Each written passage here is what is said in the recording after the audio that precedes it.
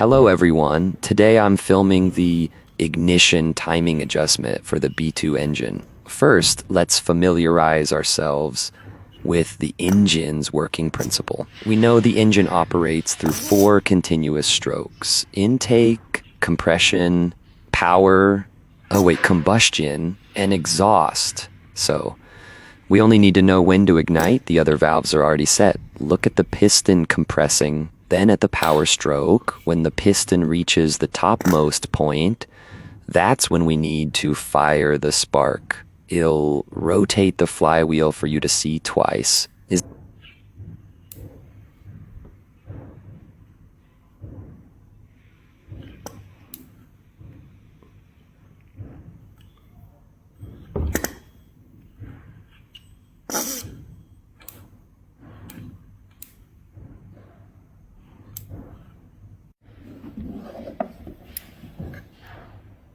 Isn't that simple? Yes. If the spark plug doesn't fire, it's often because this contact switch has shifted. It may have been bumped by a finger, body, or other objects. We just need to adjust it back. There are roughly 2 areas to adjust. Let me show you how. First, adjust the contact gap. Here, you can use tweezers to move the spring plate up or down. Note: make only fine adjustments. Don't use too much force. After adjusting, check the ignition status again. If it's normal, the problem is solved.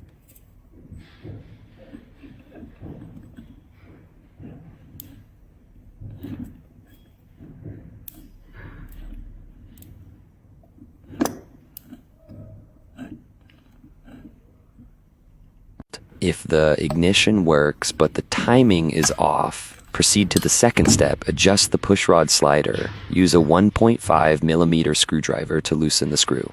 Moving it to the left advances the spark plug ignition. Moving it to the right retards the ignition. Again, make fine adjustments. Adjust as needed. Let's check again.